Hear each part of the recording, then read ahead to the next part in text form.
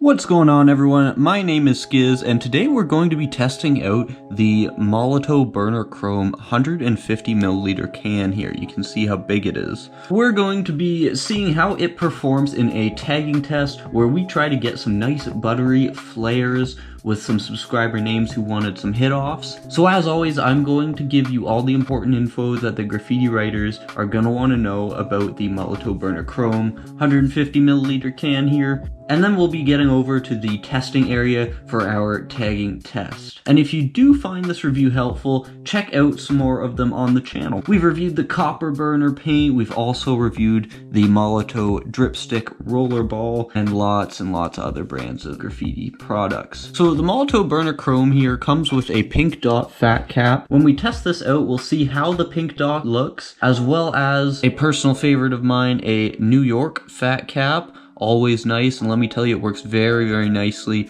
on here. You get some nice hard edges with that cap. Just to do something a little bit funky, we'll try it with a super skinny cap as well. Sometimes the high pressure cans are a little bit fun to use with that kind of thing. As I said, this is a very high pressure can that emphasizes no dust, anti-drip, and all weather. It has no mixing ball, and it is therefore a great silent can. Personally, and this is a pro tip with Skiz for you all, I use transfer caps to refill these cute little cans with more chrome and gold paint since they don't clog as much with the no mixing ball setup. And that way you get your money's worth a little bit better out of them, because keep in mind they do still cost you about $3.50, that's US dollars. So they aren't the most budget friendly, and that is another reason I recommend refilling them. Let me know if you guys do want a tutorial on what transfer caps are and how to use them to refill small cans just like this in the comments. But the time has come.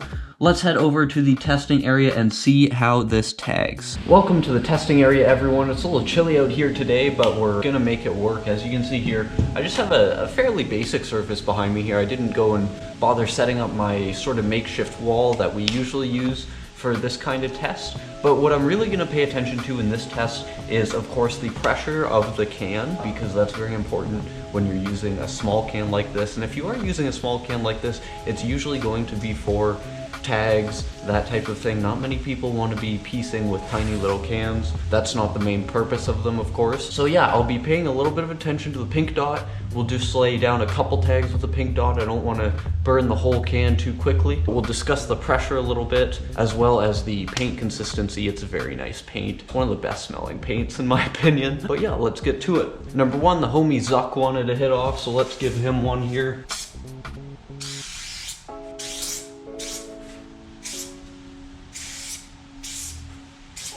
I'm trying to write in a super small space with this big cap. So as you can see, you can get massive lines with the pink dot. If you don't know much about the pink dot, check out my fat cap review. It's one of the caps we review. That'll be in the corner where the cards are. But yeah, the pink dot will burn through one of these quite fast. So like I said before, one of my favorite caps to operate this with is simply a New York fat cap. So we're gonna slap that on here and see if we can get some crisper lines, because one of the reasons I like this is because the pink dot, it's very fuzzy at the edge, and obviously this is squished in a bit of a small space, but it is a very fuzzy line that you're getting with that pink dot, and you might get some cleaner lines with the New York fat. Num1 from the MSM crew in Manila actually wanted to hit off, so let's give him one.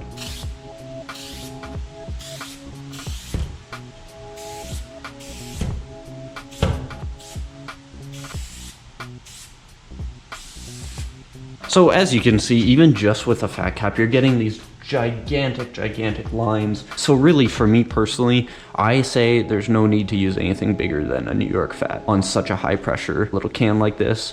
And especially with a chrome, it just flies, right? But that's just my personal opinion, obviously. And of course, again, it being a chrome, you are getting quite a bit of that mistiness in the lines. But again, if you're using this for tags, and that's what most people are using this for, That's not a big problem. It's obviously not what I prefer to see in my personal stuff, but it is what it is. But I do want to try something fun here. You don't usually see this kind of cap on a super high pressure can like this, but this is a flame skinny blue cap, and I just want to try and get some names up and see how a skinny cap on a high pressure can like this does, because it might be something fun to work with. So Deco wanted to hit off. I wrote his name wrong in another video, so I'll do it again.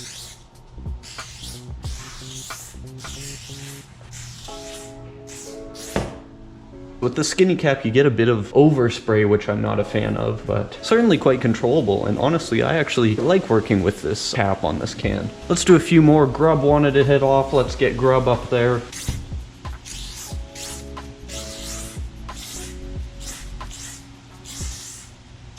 Shout out to Grub. So if you're learning anything right now about this can, I hope that it's just very, very high pressure and it's excellent for tags. It's a can that blasts chrome paint, already a very liquidy paint, onto a surface. It's one of the harder cans to control. It's not something you're gonna get great can control with, comparatively I'm saying, to skinny caps on a normal 400 ml can. This is not what this is for. It's just for large tags in a large area. Let's throw a few more up with this little skinny cap, because I think it's actually quite a fun cap to use on this. Ryan asked for a hit off.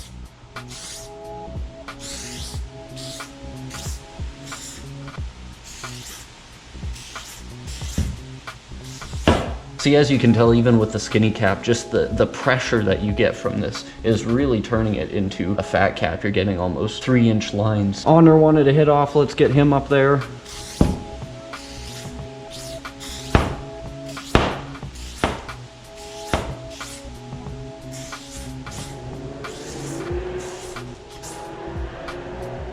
And just to fit one last one in here, let's give Sev20 a hit off. He wanted one.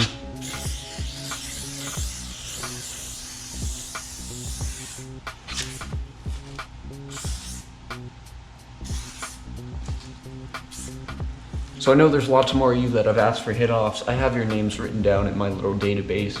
You'll see your names put up in some future reviews. If there's a few things I can say to close here, it's that this can right now, it's probably more than half empty, I would say, and I've only done maybe 10 tags here, and I did use it a little bit beforehand as well with this one in particular. So I would say that no matter what cap you're gonna use with this, it does blast the paint out. It's a high pressure can, so I would refill it because it's gonna run out quick. So if you wanna use a transfer cap system like this to actually refill it, that's what I've used in the past.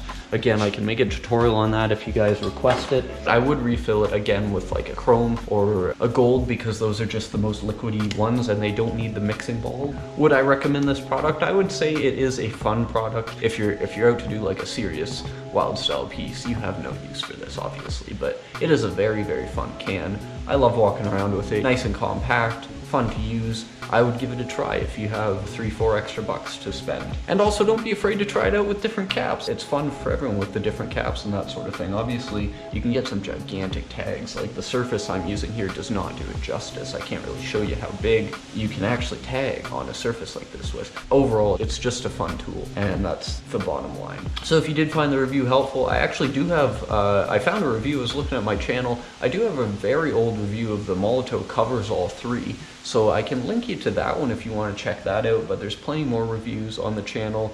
We do lots of other series as well if you want to check them out. Until my next one, peace.